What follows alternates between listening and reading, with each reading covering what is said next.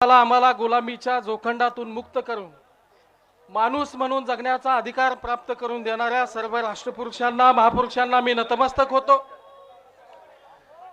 या ठिकाणी या विचार मंचावर बीड जिल्ह्याच्या वतीने आयोजित असलेले या अत्यंत व्यापक अशा या आक्रोश मोर्चामध्ये या विचार मंचावर सामाजिक चळवळीतली समतेची न्यायाची आणि तत्वाची भूमिका घेऊन रस्त्यावर उतरलेले सर्व माझे सन्माननीय सहकारी चळवळीतले ज्येष्ठ नेते या विचार मंचावर उपस्थित आहेत आणि मी पहिल्यांदा भाषण करून निघून जातोय।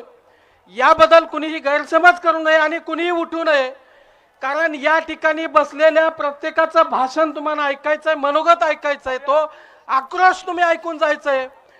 या देशामध्ये देश स्वतंत्र झाल्यापासून ज्या पद्धतीचा सामाजिक अन्याय तुम्ही आम्ही सगळ्यांनी सहन केलाय, त्या अन्यायाला आता न्याय मिळण्याची चिन्ह निर्माण झालेली आहे।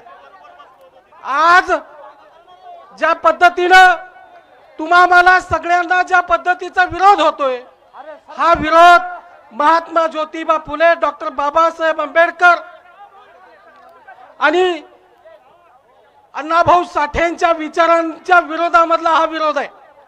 आणि म्हणून या ठिकाणी मी तुम्हा सर्वांना सांगू इच्छितो की आम्ही सुद्धा आता मुंबईच्या पावसाळी अधिवेशनामध्ये धडकणार आहे आणि या पावसाळी अधिवेशनावर आपल्या सगळ्यांचा आवाज म्हणून आम्ही सगळेजण निघालोय।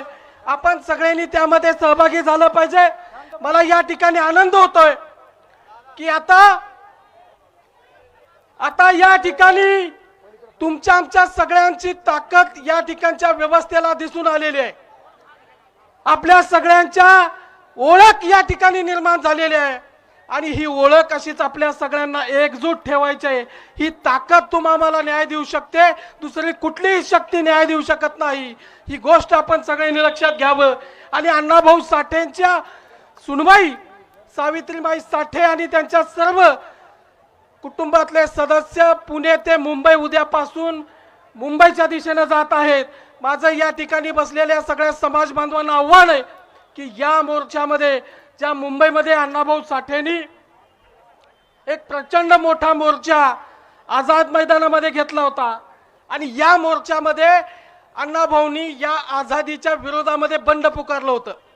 जेव्हा देशाच्या स्वातंत्र्याची घोषणा झाली तेव्हा अण्णाभाऊंनी दुसऱ्या दिवशी या मुंबई मध्ये मोर्चा काढला होता आणि अण्णाभाऊ म्हणाले होते कि इस देश के इनकलाब बेहिसाब बेलगाम थे, इस देश में हम दलित गुलामों के भी गुलाम थे, उस आजादी के पथ पर हम भी दो तिलो जान से थे, गोरे अंग्रेज चले गए, काले अंग्रेज अभी बाकी है, ये आजादी झूठी है, देश की जनता भूखी है। त्याच मुंबई मध्ये त्या आझाद मैदानामध्ये अण्णाभाऊंचा तो क्रांतीचा वारसा घेऊन आपल्या सगळ्यांना 24 जूनला मुंबईत जमायचं आहे एवढंच आव्हान करतो। आणि या ठिकाणी ज्या आयोजकांनी बीड जिल्ह्याच्या आयोजकांनी ज्या पद्धतीचं नियोजन केले, दादा हाताकडे असतील, दीपक भाऊ थोरात असतील, विजय चांदणे असतील आणि सगळेच, म्हणजे तुम्ही असं म्हणू नका की भाऊनी तिघाचीच नावं घेतली, म्हणजे याच्यामध्ये सगळ्यांचं योगदान आहे। फक्त मी नाव यासाठी घेत नाही की वेळ खूप कमी आहे, सगळ्यांना बोलायचंय।